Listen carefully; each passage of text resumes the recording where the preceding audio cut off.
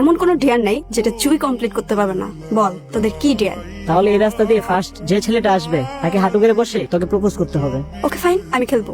জুই হার মানার মেয়ে না।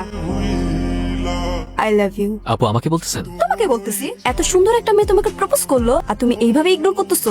সুন্দর মেয়ে কোথায়? এই ক্যাম্পাসে সব ছেলেরা আমার পিছনে ঘুরে আর তুমি বলতেছো কোন মেয়ে? এই ক্যাম্পাসের সব থেকে সুন্দর মেয়ে আমি। ও আচ্ছা আচ্ছা, ক্যাম্পাসের সব ছেলেরা যদি আপনার পিছনে ঘুরে তাহলে সব ছেলের কমপক্ষে রুচি 3 বেলা খাওয়া উচিত। তাদের মাথায় ঝামেলা আছে। আসি আপু।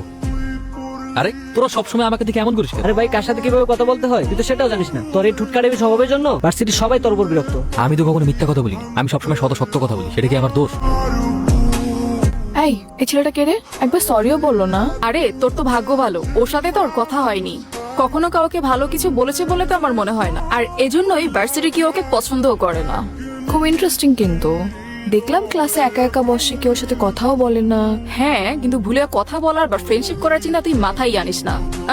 সবাই ওকে ইগনোর করে, তোরও উচিত ওকে ইগনোর করা। আর এমনিতেও আমার মনে হয় না কোনো মেয়ের প্রতি ওর আকর্ষণ আছে বলে। হ্যালো, জি আমি। আমার কলমটা পড়ে গিয়েছে, তো কি হয়েছে? তো উঠিয়ে দিন। আমি কলম উঠাবো? আমাকে কেন উঠাতে হবে? আরো তো অনেকেই আছে, তাই না? ইয়েস স্যার, আমি জানি ক্লাসে অনেক মানুষ, কিন্তু আমি চাই কলমটা আপনি উঠান। ভালো থাকবেন আপু, আসি। এখানে থাকলে হয়তো কলম উঠাতে আমার পড়াশোনা আর হবে না। হ্যাঁ, গাধা নাকি আমি? আপু, এই গাধার বাচ্চা নাম্বারটা দিত, ওর লাইফ আমি হেল্প করে দিব। ঠিক আছে, লে। হ্যালো, আসসালামু আলাইকুম। কে? আমি তা তো জানি, কিন্তু কে আপনি? আমার পরিচয় জেনে আপনার কি হবে? আপনি আপনার পছন্দ মতো আমাকে একটা নাম দিয়ে দিন না। আশ্চর্য, আমি তো আপনাকে চিনি না, নাম কি করে দিব? চেনেন না চিনে যাবেন, কথা বলতে থাকেন, আস্তে আস্তে এমনিই চিনে যাবেন। আমি একজন অপরিচিত মেয়ের সাথে কেনই বা কথা বলবো? কারণ পরিচিত কেউ তো আপনার সাথে কথা বলে না। বাবা ডেকেছো? তুমি নাকি বডিগার্ডদের তোমার সাথে ভার্সিটিতে যেতে নিষেধ করেছো?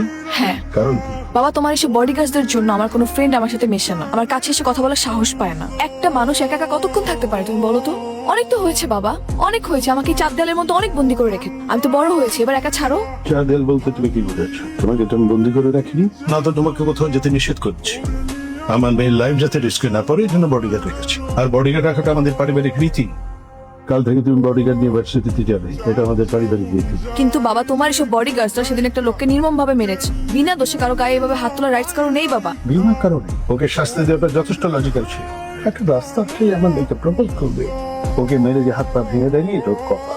হ্যাঁ, ঠিক এই কারণে তোমার বডিগার্ডদেরকে আমার সাথে যেতে নিষেধ করেছি। আর তোমাকে বলে দিচ্ছি, তুমি যদি আমাকে পাঠাও ওদেরকে আমার সাথে, তাহলে কিন্তু ভার্সিটিতে জব অফ করে দিব, নিজেকে চার দেয়ালের মধ্যে বন্দি করে ফেলবো।